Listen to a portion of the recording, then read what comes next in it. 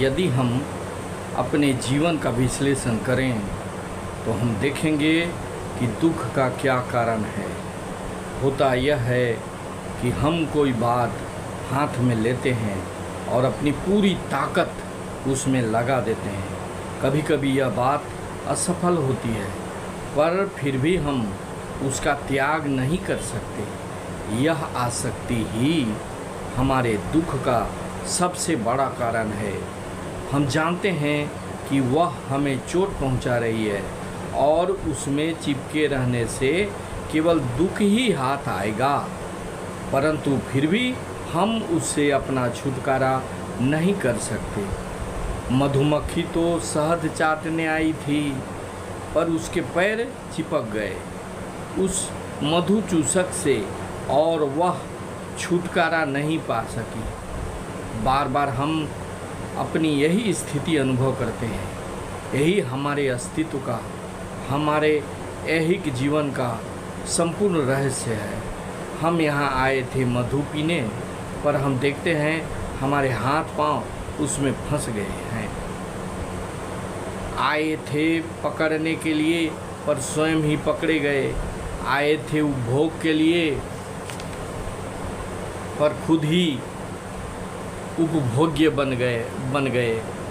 आए थे हुकूमत चलाने, पर हम पर ही हुकूमत चल गई। आए थे कुछ काम करने, पर देखते हैं कि हमसे ही काम लिया जा रहा है। हर घड़ी यही अनुभव होता है। हमारे जीवन की छोटी छोटी बातों का भी यही हाल है। दूसरों के मन हम पर हुकूमत चलाए जा रहे हैं और हम सदा यह प्रयत्न कर रहे हैं कि हमारे हुकूमत दूसरी के मनों पर चले।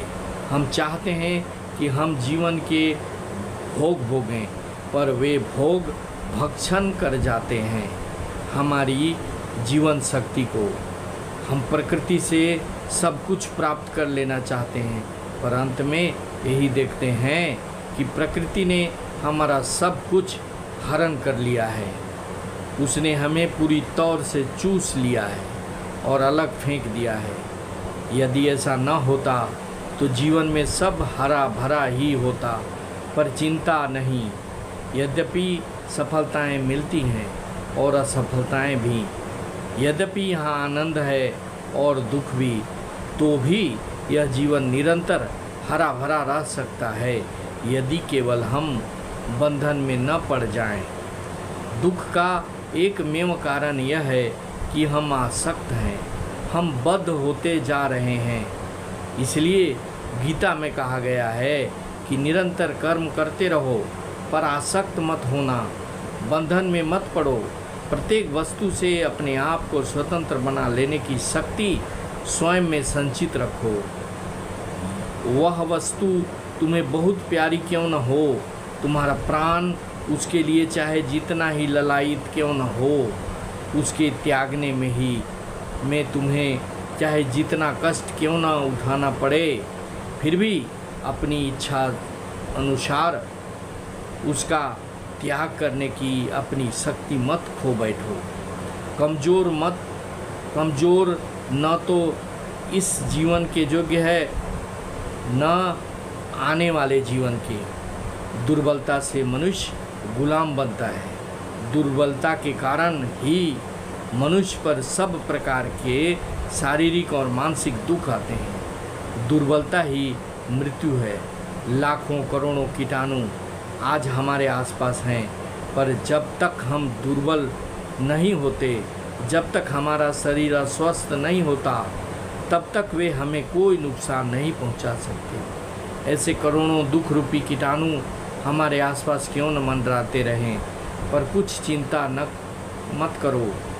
जब तक हमारा मन कमज़ोर नहीं होता, तब तक उनकी हिम्मत नहीं कि वे हमारे पास फटकें। उनमें ताकत नहीं कि वे हम पर हमला करें। यह एक बड़ा सत्य है कि बल ही जीवन है और दुर्बलता ही मृत्यु। बल ही अनंत सुख है, चिरंतन और शाश्वत जीवन है, और दुर्बलता ही मृत्यु है। आसक्ति ही आज की अवस्था में हमारे सब सुखों की जननी है। हम अपने मित्रों और संबंधियों में आसक्त हैं। हम अपने बौद्धिक और आध्यात्मिक कार्यों में आसक्त हैं। हम बाह्य वस्तु में आसक्त हैं। यह सब क्यों? इसलिए कि उनमें हमें सुख मिले। पर सोचो, इस आसक्ति के अतिरिक्त अन्य और किसी कारण से क्या हम पर दुख आता है? अतएव आनंद प्राप्त करने के लिए हमें अनासक्त होना चाहिए। यदि हमें इच्छा मात्र से अनासक्त होने की ताकत होती तो हमें कभी दुख न होता। केवल वही मनुष्य प्रकृति से पूरा लाभ उठा सकता है जो किसी वस्तु पर अपने मन को अपनी समस्त शक्ति के साथ लगा देने के साथ ही अपने को स्वेच्छानुसार उससे अलग कर लेने की भी सामर्थ्य रखता है। पर यह एक बहुत कठिन बात है। संसार में ऐसे भी मनुष्य हैं जो किसी वस्तु द्वारा कभी आकर्षित नहीं हुए, जिन्होंने कभी प्यार नहीं किया। ऐसे लोग कठोर हृदय और निर्मम होते हैं।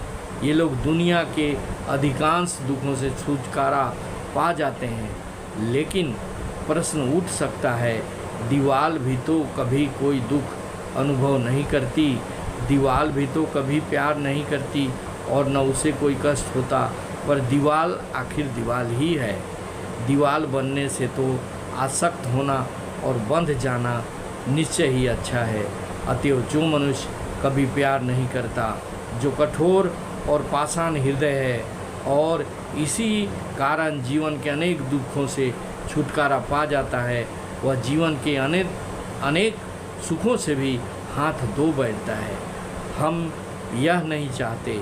यह तो दुर्बलता है, यह तो मृत्यु है। जो कभी दुख नहीं अनुभव करता, जो कभी दुर्बलता नहीं महसूस करता, वह निर्जीव के समान ही है, वह अचेतन जैसा ही है।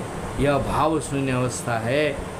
हम ऐसा नहीं चाहते, पर साथ ही हम केवल इतना ही चाहते हैं कि यह प्रेम की अथवा आसक्ति की महान शक्ति हम में आ जाए, या एक ही वस्तु पर सारी लगन लगा देने की ताकत हम में आ जाए, या दूसरों के लिए अपना सर्वस्व खो बैठने और स्वयं का विनाश तक कर डालने का देव सुलभ गुण हमें उपलब्ध हो जाए। वरन हम देवताओं से भी उच्चतर होना चाहते हैं। सिद्ध पुरुष अपनी संपूर्ण लगन प्रेम की वस्तु पर लगा सकता है और फिर भी अनासक्त रह सकता है। भिखारी कभी सुखी नहीं होता, उसे केवल भीख ही मिलती है, और वह भी दया और तिरस्कार से युक्त। उसके पीछे कम से कम यह कल्पना तो अवश्य होती है कि भिखारी एक निकृष्ट जीव है। जो कुछ वह पाता है वह उसका सच्चा उपभोग उसे कभी नहीं मिलता। इसलिए भाइयों, मांगने से सुख या शांति नहीं मिलती। अपने मन को, अपने आत्मा को, अपने जीवन को दुर्बल मत होने दीजिए। दुर्बलता नहीं आएगी तो सच्चा सुख एक दिन निश्चित रूप से हमें मिलेगी।